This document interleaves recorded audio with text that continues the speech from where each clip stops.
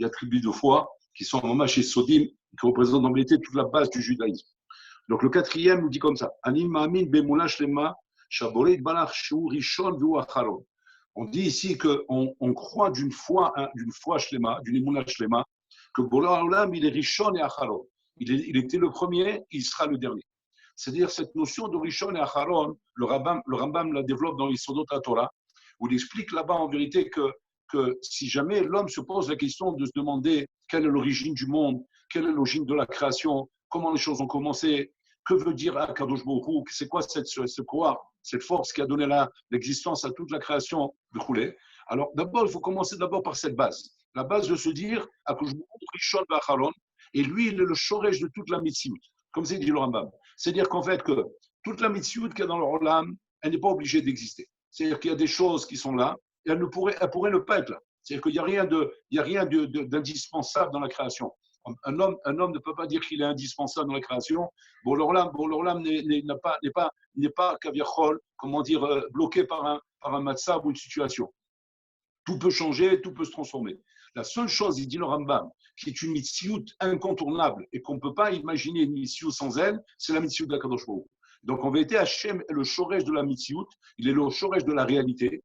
Et la réalité de tout ce qu'on voit dans le monde, l'existence, c'est-à-dire les quatre yesodot, l'homme, l'animal, le minéral et le végétal, rien n'existe que parce que Hachem existe. Donc c'est-à-dire que la base de la mitzvot d'Hachem, de l'existence d'Hachem, c'est le fait que nous on existe. C'est étonné que Hachem, en vérité, il est l'existence. Ouais, il est l'existence, il représente l'existence. Donc tout être vivant dans ce monde, toute forme, toute existence dans ce monde, est la preuve de l'existence d'Hachem. Parce qu'en vérité, une existence ne peut pas exister sans l'existence d'Hachem. Parce qu'elle est l'origine de toute existence dans ce monde. Étant donné que rien dans ce monde est une origine, représente une origine dans son origine. Donc, vous voyez que la seule origine de chaque homme, quand un homme se demande quelle est mon origine, d'où je sors, d'où je viens, comment j'ai été créé, comment je suis arrivé là, comment ma neshama, comment c'est existé, comment mon corps a été fabriqué, tout ça, la bataille, c'est la mitzvot d'Hachem. Donc Hachem a créé une mitzvot qui est sur l'Olam à partir de sa mitzvot à lui.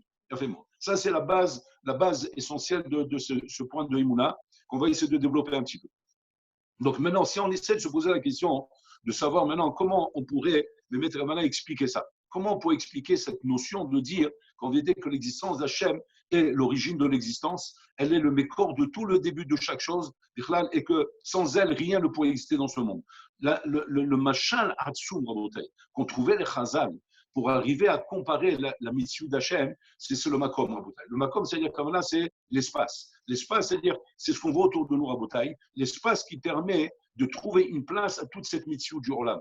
Il y a l'espace qui permet à la mer d'exister, elle a trouvé sa place, les montagnes, les végétaux, les forêts, etc.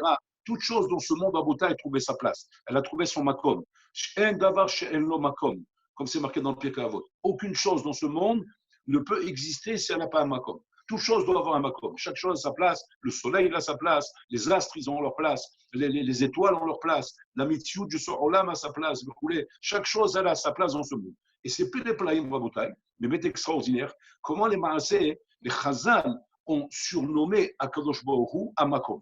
Ils l'ont surnommé la place. La place. Pourquoi ils ont surnommé Hachem la place, Rabotai? Parce que si on réfléchit bien, Rabotai, la place est la seule chose dans ce monde qui en vérité ne pourrait pas ne pas exister. Impossible. Parce qu'en vérité, sans place, le monde ne peut pas exister. Le monde ne peut pas commencer à être Kayam. Comme c'est marqué, il a créé d'abord le ciel et la terre. Le ciel et la terre, ça veut dire qu'il a créé l'emplacement. L'emplacement, me met où il va placer la main dans le ciel, toutes les créatures du ciel, et dans la terre, toutes les créatures de la terre, y compris la mer, les mers, etc. Donc c'est-à-dire que d'abord, l'emplacement Rabotai est nécessaire avant d'avoir un homme.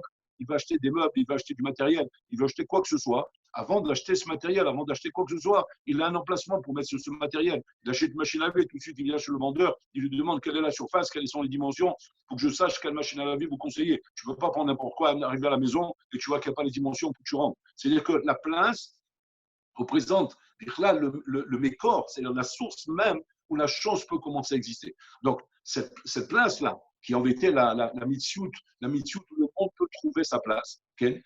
Les Chachamim, ils ont pris ce terme-là comme un terme Rabotai, mouchal, comment dire, un machal, une comparaison avec Akadosh Baruch Hu, qu'ils appellent Akadosh Baruch Hu un makom. Pourquoi en vérité ils ont pris comme machal le makom pour appeler Akadosh Baruch Hu? Parce qu'en fait, c'est le machal le plus fort qu'on a dans ce monde pour montrer la comparaison qu'on peut faire avec Hachem. C'est-à-dire la seule Metsiout Rabotai que sans elle, aucune Metsiout ne peut exister dans ce monde. Donc, Vadaï que quand on essaie de comprendre Rabotai le rapport entre le machal et la Kadosh Baruch Hu, c'est cette Metsiout Rabotai qui est à l'origine et qui sera toujours à l'origine et qu'on ne peut pas imaginer qu'à un moment donné, cet espace et ce makom pourraient disparaître parce que si ce makom disparaîtrait, Rabotai, si le makom de la mer disparaît, la mer disparaît. Si le makom de la terre disparaît, la terre disparaît. Si le makom du ciel disparaît, le ciel disparaît. Donc chaque chose, Rabotai, a besoin de quelque chose pour qu'il puisse avoir une existence. Et ça, c'est le machal par rapport à Hachem. Attention, ce machal reste un machal, c'est une parabole, Rabotai. Une parabole, c'est-à-dire qu'elle vient nous montrer qu'en vérité, que le nimshal, c'est qu'en vérité, c'est Bol Olam, Rabotai, qui est à l'origine de tout, et que même le makom est quelque chose que Hachem a créé, que lui-même, il a créé ça, et que ce n'est pas quelque chose qui s'est créé de lui-même. Donc, Bol Olam a créé le makom, et en ayant créé le makom, il a mis la place à chaque chose. Ce makom, c'est la chose, Rabotai, la plus ancienne par rapport à l'origine, par rapport à l'essence même de tout l'emplacement de chaque chose dans ce monde. C'est pour ça qu'on a pris comme machal le makom pour appeler Akadosh Baruch Hu. Donc, en davar chez le makom, aucune chose n'a pas sa place dans ce monde en bouteille. C'est-à-dire que sans place, tu ne peux pas trouver une issue de quoi que ce soit dans ce monde. Ça, c'est le Inyan. Maintenant, il y a un Chovot Alevavot très intéressant. Il ramène une Chakira. Le Chovot Alevavot dans Sha'arei HaYechud, il ramène une Chakira là-bas. Le Chovot Alevavot demande là-bas, Aïm Mutar Lachkor, Ken, Mazé Elohim. C'est quoi Kadosh Baruch Hu? C'est quoi cette mission? Comme là, d'où on sait que Hachem existe. Mais fois, il y a un dim chez Elohim Kayam. Est-ce qu'on a le droit de demander ça? Pas c'est quoi Kadosh Baruch Hu, mais est-ce qu'on sait qu'Hachem existe? Et là-bas, il ramène le pasuk. Viadata et Hachem Elokecha, Viashivota Elevavecha.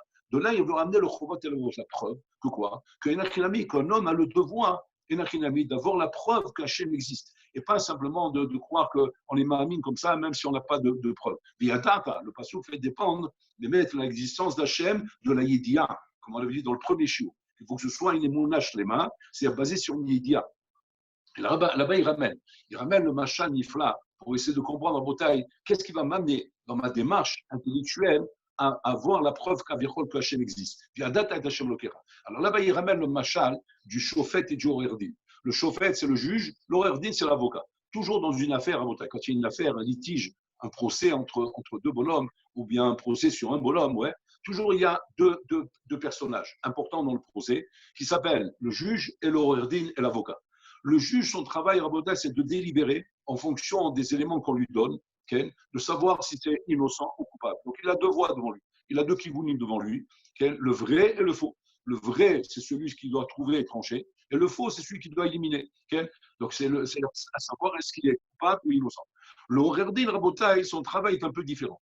Le Horerdin, son travail, c'est de faire tout le maximum pour acquitter son client. Il a un client qui a fait ou qui n'a pas fait un délit, sur qui il y a un procès, et que le Horerdin, son travail, c'est d'alléger le procès, d'arriver à acquitter son client au maximum, au moins d'arriver à l'alléger, ou si ce n'est pas de l'acquitter les Gambré Rabotai. Maintenant, pour cela, l'Horerdin Rabotai n'a pas besoin de savoir, Inachinami, c'est le Emet ou pas le Emet, et comme ça. Lui, ce n'est pas ça qui l'intéresse. Ce qui l'intéresse, Rabotai, c'est que même si jamais on imagine que l'Horerdin doit venir défendre Rabotai un bonhomme qui est complètement coupable, un vrai assassin, un vrai voleur, un vrai délinquant Rabotai. Mais que maintenant, l'Horerdin, c'est son travail. On l'a loué, on l'a payé pour ça. Il prend beaucoup d'argent parce qu'en fonction Rabotai du dossier, donc il va prendre plus d'argent. L'argent qu'il va prendre va être en fonction de la difficulté du dossier, de savoir si c'est un dossier difficile, dans le sens où très difficile à quitter, ou bien un dossier facile. Donc en fonction de ça. Mais en tout cas, ce qu'on voit bien, c'est que chez l'Horerdin, Rabotai, il n'y a pas une recherche du Emet. Lui, c'est une recherche d'argumentation. D'avoir des arguments pour arriver à plaider et venir aider son client de l'acquitter ou de l'alléger. Ça, c'est la position du Horerdin. Le chauffet, on comprend bien qu'il a une position complètement différente. Lui, il est là pour délibérer par rapport au Emet.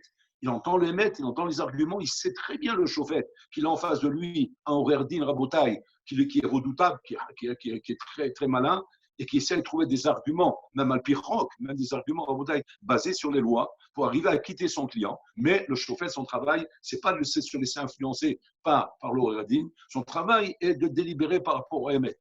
Voilà comment se passe Rabotai un procès. Maintenant, le Chovot Alevavot, il prend ces deux personnages comme le machal. le machal qui va nous aider à comprendre à Boutaï. Quelle démarche je dois faire lorsque je me pose des questions sur la médecine d'Hachem, pas la médecine d'Hachem, excusez-moi. Ce que je me pose des questions, c'est Hachem existe ou pas.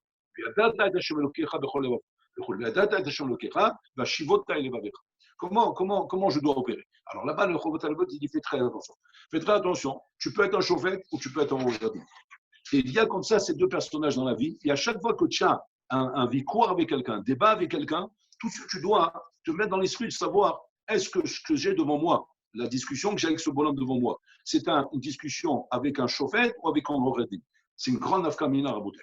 Et là-bas, il explique très très bien ça. Il dit comme ça. Si jamais effectivement le bonhomme que je vois en face de moi est un bonhomme qui recherche la vérité, je vois comment il recherche la vérité. Il n'est pas en train de chercher à argumenter ce qu'il a envie d'argumenter, il est en train de chercher une vérité à Bouteille.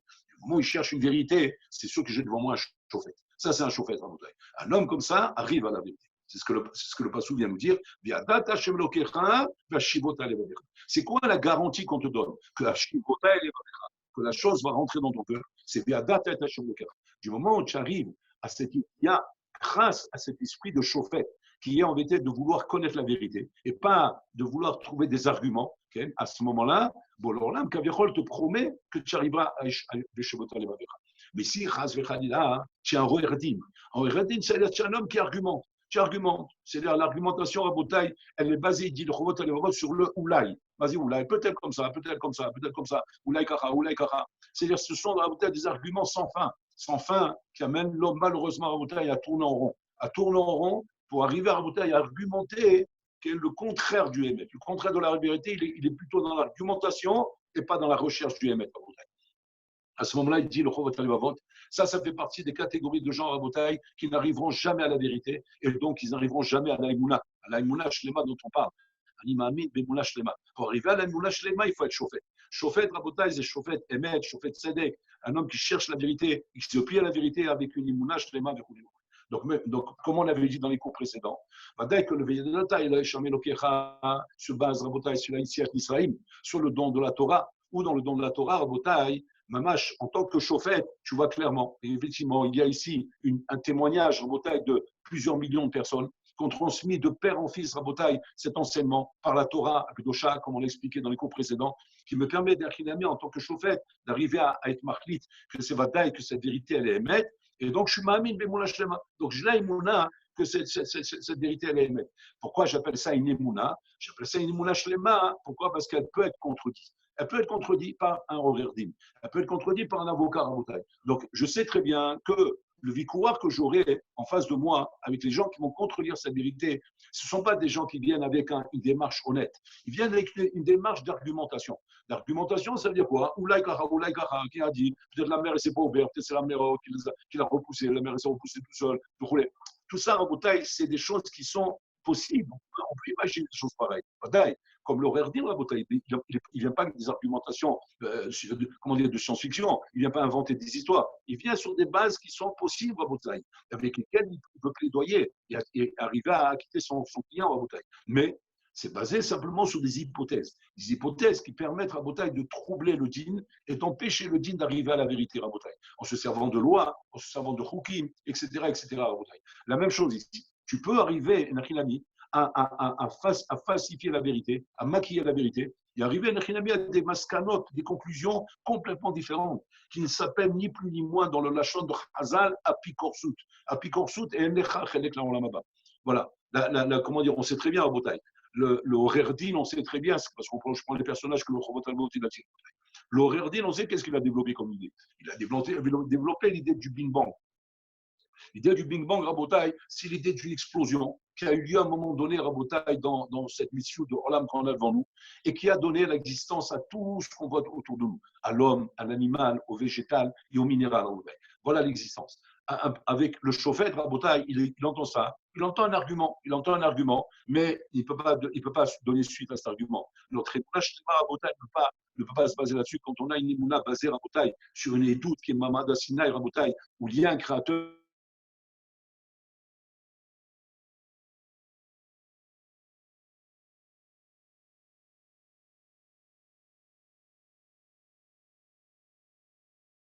monde. Regardez l'œil humain, Rabotai. Aucune maslema dans le monde aucun appareil de photographie dans le monde Rabotai jusqu'à aujourd'hui, depuis que le monde existe Rabotai. Aucun progrès, aucune technologie n'est arrivé à faire ce que l'œil est capable de faire à Rabotai. Et ça, on va dire quoi? C'est le Big Bang. Ribono Sharolam, on devrait voir quand même dans le monde Rabotai, dans un monde qui est une origine de Big Bang, d'explosion Rabotai, on devrait voir aussi, Mamash, des créations d'explosions comme ça dans le monde Rabotai, puisque c'est la nature du monde. Et ça, on voit pas, on voit tout le contraire dans le monde. On voit dans le monde Rabotai plutôt le contraire. C'est-à-dire quoi? On voit Rabotai l'usure et la dégradation du monde. Prends un chameau, tu le mets dans le désert Rabotai. Je dis, on va le laisser dans le désert comme ça, et on va voir qu'est-ce qui va sortir de lui. Peut-être qu'il y aura un Big Bang, et peut-être du chameau, il va sortir un avion de chasse, Rabotai. Alors on va le mettre dans le désert. Tu viens là-bas, on va dire 3 ans après. Qu'est-ce que tu vas trouver? Tu vas trouver un cadavre, tu vas trouver des ossements là-bas jetés dans le désert. C'est ce qui va terminer le bio. C'est comme ça, Rabotai. Mais à Afar Bata, c'est ce que je veux dire. Tu es venu de la terre, tu retournes à la terre. C'est-à-dire que sans la mitzvot d'Hachem, qui donne la vie, la mitzvot à l'homme, l'homme Rabotai part de ce monde. Il part, il disparaît de ce monde. Il part, il devient de la poussière comme il est à l'origine. Comme il est venu de la poussière, il repart à la poussière. Bon, le Rolam, lorsqu'il a créé le monde, c'est marqué là-bas, il a pris Afar Mina Adama et il le ramène à la fin Mina Adama Rabotai, comme la Torah le dit. Donc on voit qu'on a Rabotai notre Torah Kedosha, on a notre transmission. On a ce témoignage au Mont Sinaï qu'on a vu comme Hachem nous a donné cette Torah qui nous explique tout dans les détails, Rabotai, et qu'on on peut pas admettre, Rabotai, que ce soit un Big Bang, chose comme ça. Encore une fois, c'est des arguments. On ne peut pas dire qu'ils sont complètement faux, parce qu'on n'est pas en train de venir faire des débats scientifiques, Rabotai. Mais simplement, notre émouna est basé sur l'esprit d'un chauffet. Un chauffet qui cherche la vérité, Rabotai. Il ne cherche pas à développer. Vous savez, ce sipo qu'on raconte, Rabotai, avec ce grand scientifique qui devait venir en Amérique. En Amérique, Rabotai, c'est un scientifique russe qui devait venir en Amérique, Rabotai, pour faire la démonstration que l'homme descend du singe. Que l'homme descend du singe, Rabotai, et il devait donc se faire un genre de conférence de presse devant tous les grands journalistes du monde, tous les grands scientifiques du monde, pour arriver à faire cette démonstration, une fois pour toutes, conclure Rabotai, et bien ficelée et bien posée. Et donc, il se trouvait, il y a un chamaï, bien sûr, il n'y a pas de hasard, que ce grand scientifique Rabotai, il était dans une des tours de Manhattan. Et donc, il devait descendre de cette tour là-bas pour se rendre à la salle de conférence. Il était accompagné par les journalistes, les photographes, etc., les gens qui l'accompagnent. Et il y a, par hasard, il n'y a pas de hasard. Ravon Kotler Rabotai se trouvait en même temps dans le bâtiment là-bas, cette tour de Manhattan. Il se trouvait là-bas. Et donc, Ravon Kotler descend de l'ascenseur. Il venait de rencontrer quelqu'un d'important qui devait voir Rabotai pour développer ses activités de Yiddishkeit qu'il a développé dans Ravon Kotler après la guerre mondiale. Rabotai, c'est lui qui a été à l'origine avec Rav Dessler de toute la reconstruction du monde de la Torah Rabotai. Et donc, après qu'il a rencontré un homme, un milliardaire là-bas, donc il descendait de la tour des tours de Manhattan. Et puis, quand il descend en bas, l'ascenseur, il s'ouvre et il se trouve nez à nez Rabotai avec ce bonhomme, avec ce conférencier-là qui le regarde. Bon, ils sont croisés du visage simplement, Rabotai. Une fois qu'ils sont croisés du visage, donc lui il est parti, le conférencier maintenant doit arriver on doit le prendre, se rendre à la salle pour donner le chiour à Rabotai. Et puis Tom, il commence à hésiter. Il commence à hésiter Rabotai. Il dit je peux pas donner la conférence ce soir, il faut la reporter à un autre moment. Il dit qu'est-ce qui vous arrive, c'est quoi le problème? Vous allez nous rendre fous? On a réuni toute la conférence de presse, tout le monde est là, comment on peut faire une chose pareille, Rabotai? Et là-bas, il regarde ce qu'il dit. Il dit là-bas, je dois venir démontrer que l'homme descend du sein. J'ai la démonstration, j'ai mes arguments. Sans moi, il y a une chose qui m'a troublé ici. Il dit quoi? Ce qui m'a troublé ici, c'est cet homme que je viens de voir devant moi. Cet homme que je viens de voir devant moi, est la pircha, et la contradiction minéoubé de toute ma démonstration. C'est-à-dire, moi, je fais une démonstration d'horaire digne, mais j'ai ici une preuve de chauffette. Une preuve de chauffette qu'on ne peut pas dire que l'homme descend du singe. C'est très facile de dire que l'homme descend du singe, Rabotai, lorsqu'on vit dans la planète des singes. Mais quand on vit, Rabotai, sur la planète des hommes, là où l'homme existe, Rabotai, alors là, à ce moment-là, effectivement, on ne peut pas dire que l'homme descend du singe, Rabotai. C'est la grande discussion qu'il y avait entre le Hav Israël et sa petite fille. Une fois, sa petite fille, Rabotai, malheureusement, qui s'était détournée du chemin de la Torah et qui était devenue une étudiante en université scientifique, Rabotai, de très haut niveau. Une fois, elle est venue rendre visite à son grand-père. Et elle est venue voir son grand-père, elle lui a dit, Papi, qu'est-ce que tu fais dans l'obscurité? Jusqu'à quand tu restes dans l'obscurité? Il a dit, tu dois découvrir le monde est merveilleux, il y a plein de choses à découvrir. Tu ne peux pas rester comme ça enfermé dans tes 4 amots de la Torah où tu ne vois rien dans le monde. Il y a répondu comme ça. Il a dit, viendra un jour où il y aura, mamash, vous allez faire des fusées capables d'aller dans la Lune. C'est-à-dire qu'il a dévoilé Rabotai une chose que même à cette époque-là, Béraz n'existait pas encore, que ça pourrait aller dans la Lune. Il a dit, qu'est-ce que tu dis maintenant, merde, comment tu peux parler comme ça? Il a montré des textes dans la Torah, comment ces choses-là se découvrent à Rabotai. Toute la Torah est écrite à partir d'elle, elle est le plan du monde à Rabotai. Donc tout ce qui existe dans le monde est écrit dans la Torah. Maintenant, il a dit à sa petite fille, viens, je te dis quelque chose d'important. Il a dit, pendant que vous allez être à souk, ouais, à développer le projet du monde, nous, on va être à souk, à développer la construction de l'homme. Voilà la différence entre nous. Vous êtes occupé à construire le monde, à construire le progrès, le modernisme, etc., qui va amener la destruction de l'homme. Nous, on est occupé à la construction de l'homme et pas à la construction du modernisme. Ce n'est pas ces choses-là qui vont construire l'homme. Au contraire, ces choses-là vont dégrader l'humanité, comme on le voit à Botaï. Plus on avance dans le progrès, et plus l'humanité se dégrade. C'est une stira, c'est un problème à Botaï. On devrait voir le contraire. On devrait voir qu'au contraire, aujourd'hui, on a plus de compétences pour le Hinou, plus de compétences pour le Shalom Bayit, plus de compétences dans Benadam Havero, dans la Kihila, dans la société. On voit le contraire à Botaï. Plus on avance dans le progrès, et plus le monde se dégrade. Ça prouve quoi à Botaï? Ça prouve qu'on est sur la mauvaise route, sur le mauvais chemin à Botaï. Seulement, c'est quoi l'origine de tout ça? Un Rambam, il explique à Botaï. Quelle est l'origine de la Picoursout? Pourquoi la Picoursout à Botaï est aussi stupide de croire qu'en développant le monde de cette manière à Botaï, on va arriver à des bonnes choses? Mais on n'est pas stupide. On a des gens chachamim, chokhma bagoim ta'amin. Les gens, ils sont chachamim à Botaï. Donc, ils devraient comprendre par eux-mêmes que quoi? De voir que l'homme va vers sa perdition, il va vers sa destruction à Botaï. Quand on va se réveiller de comprendre que la Torah est la seule à nous donner les vraies valeurs à Botaï, pour le couple, pour les enfants, pour le philo des enfants, pour la société, pour le travail, dans tous les domaines à Botaï. Qu'est-ce qu'il faut pour éveiller l'homme? Il dit le Rambam d'avoir Hatsoum à Botaï. Il dit qu'en vérité, toutes ces choses-là à Botaï ne viennent pas parce que l'homme ne comprend pas. L'homme comprend, elles viennent par le fait que le Rotsim les kapel l'homme ne veut pas recevoir le Shamaïm. Ils savent très bien, Rabotai, que s'ils reconnaissent que Dieu existe, que Dieu a créé le monde, c'est fini. Ils sont soumis à la volonté d'Hachem. On est soumis à la Torah, soumis au Mizvot, Rabotai. Ça, c'est une chose que l'homme ne veut pas. Adam le Rotse les kapel hol. Un homme ne veut pas prendre le hol sur lui. Comme c'était marqué là-bas, au moment du Chet à Hegel, ils ont fait Avodazara pour se permettre un rayon. Quel rapport? Je veux dire quoi? Il faut faire Avodazara pour aller dans un rayon. Va dans un rayon. Qu'est-ce que vous besoin de faire Avodazara? Qu'est-ce que vous besoin de faire une chose stupide comme ça? De dire à un veau que c'est lui le Dieu d'Israël, alors que tu as vu Dieu comme il a fait les miracles en Égypte, etc., comme il a fait la sortie d'Égypte, comme il a traversé la mer Rouge, et vous-même, vous avez pointé du doigt, Zekilivan Veu. Quoi, c'est un veau que tu as vu là-bas? Non, tu as vu un Kadosh Baruch Hu, donc comment tu peux dire Zekilivan Veu? Et là, tu ne peux pas dire maintenant que Zekilivan Veu, plutôt c'est devenu un veau. Et d'avoir casé la bouteille. Et là, la Sheila, elle est comme ça. Ma vit au Tamus. Qu'est-ce qui les a amenés à ça, la bouteille? Il dit là-bas, le Hamas, ils ont voulu se permettre à Rayot, donc ils sont venus se donner un terre de la Bodazan. Quel rapport, la bouteille? Le rapport, il est comme ça. On ne peut pas faire un rayot, la bouteille, quand on a une conscience de l'existence d'Hachem.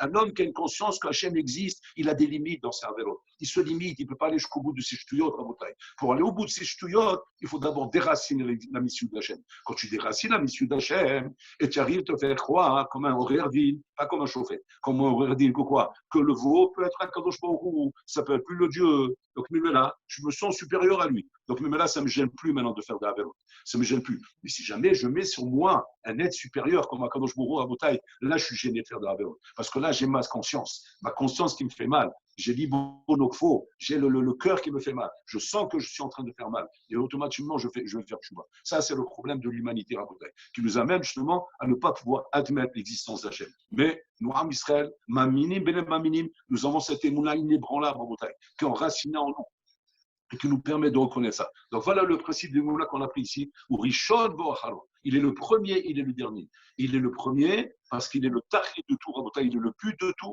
et donc il sera le dernier. Nous ne sommes pas premier et dernier, on est là et on s'en va à Botaï.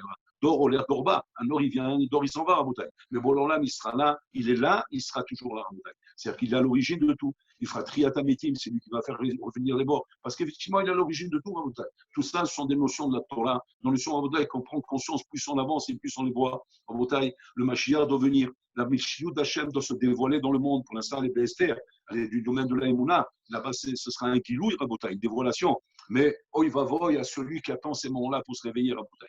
Il va voir, il y a celui qui attend que la vérité éclate au visage pour se réveiller. Parce que là-bas, ce sera trop tard, Rabotai. Il faut se réveiller maintenant, lorsque nous sommes à 1 millimètre du dévoilement, Rabotai. 1 millimètre de Emouna, il nous reste, Rabotai. 1 millimètre d'exercice de Emouna pour arriver au dévoilement total, Rabotai. Donc, il faut se réveiller avant qu'il soit trop tard. Parce qu'une fois que le dévoilement il s'est fait à Botaï, oh, il va voir à cette émouna qui n'aura plus lieu d'exister à Botaï, parce que ce sera un dévoilement total à Botaï. À ce moment-là, tout en mairie, tout est ignanim, tout est misvor. Là-bas, c'est marqué chez Anachim, Yivkou, ils vont pleurer, pleurer, pleurer. C'est marqué comme ça, que les rues vont se remplir de larmes. Et de quoi ils vont pleurer à Botaï? Vous allez me dire, ils vont se pleurer de joie? Non, ils vont pleurer à Botaï de tristesse. De tristesse, d'un côté joyeux que le Mashiach est venu, mais d'un côté une tristesse que quoi? Que comment j'ai pu dire là?